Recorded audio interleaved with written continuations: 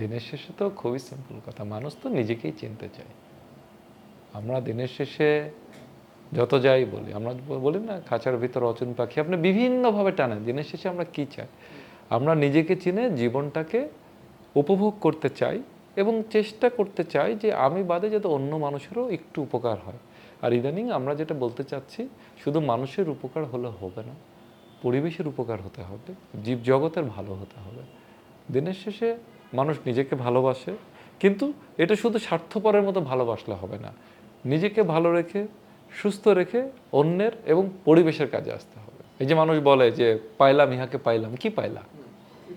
চিরতরে পাইলাম, চিরতরে পাই। আচ্ছা, কেউ ধরেন বিয়ে করলো, মানে সাইন করলো যে পেপার ম্যারেজ যেন, এটা পাওয়াটা মানে কি? যে দুটো মানুষ সারা জীবন এক বিছানায় থাকবে, এটাই পাওয়া হলো?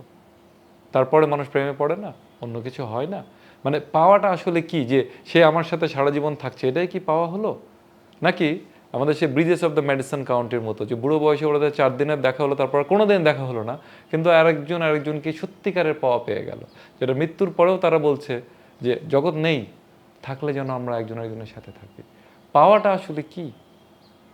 আবার কিছু জিনিস, এই যে আপনি বলছেন পাওয়ার পরে তো হারিয়ে গেল, সেটা শুধু মানুষ না, অনেক কিছু। মানুষ কল্পনা করে যে আমার একটা বাড়ি হলে, আমার একটা ফ্ল্যাট হলে, আমার এই জিনিসটা হলে সব কিছু হয়ে যেত। হওয়ার পরে দেখা গেল তার ওই জিলটা নষ্ট হয়ে গেল, হয়তো না হওয়া পর্যন্ত ওই উদ্দীপনা উৎসাহই তাকে ঠেলে নিয়ে যাচ্ছিল। সেটাও হতে পারে। কাজে পাওয়াটা কি আমি জানি না, আমি আর কিছু পেতে চাই না, আমি এইটুকু জানি। এটা অত্যন্ত অপ্রয়োজনীয়, অন্যায্য এবং অসুস্থ একটা ব্যাপার। মুশকিল হচ্ছে আমরা যেভাবে বড় হই, আমাদেরকে এটা করতে শেখানো। আমরা ছোটোবেলা থেকেই এটা শুনে বড় হই যে ফার্স্ট বয় তো ভাত খায়, তোরও তো ভাত খাওয়া, তুই ফার্স্ট হোস না কেন? অথবা যে সেকেন্ড বয় তার পা ধোয়া পানি খাবে, এই ধরনের কথা তো আমাদের বাবা মারাই বলে, তাই না? কাজেই আমরা এই কম্পিটিটিভভাবেই বড় হতে শিখি যে আমার এই কাজিন, ও মাসে এত টাকা ইনকাম করে, ওর ঢাকায় ফ্ল্যাট আছে, ওর এটা আছে।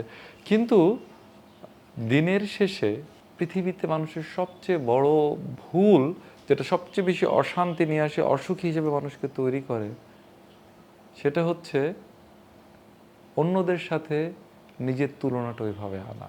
আমি কেন অন্যের মতো হব? আমরা অন্যের মতো হব অন্য ব্যাপারে। ওর সাথে আমি বই নিয়ে 10টা কথা বলতে চাই, ওর সাথে সিনেমা নিয়ে আমি চমৎকার আড্ডা দিতে চাই, আমি রান্না করতে চাই। আমরা অনেক কিছু নিয়ে কথা বলতে পারি, কিন্তু স্থূল প্রতিযোগিতা, পরীক্ষায় ফার্স্ট হতে হবে, চাকরিতে প্রমোশন পেতে হবে, একটা র্যাঙ্ক বেশি পেতে হবে, এটা স্রেফ একটা অসুস্থ প্রতিযোগিতা। এটাতে আপনি যাই করেন, দিনের শেষে আপনি সুখ এবং শান্তি, স্বস্তি কোনোটাই পাচ্ছেন না।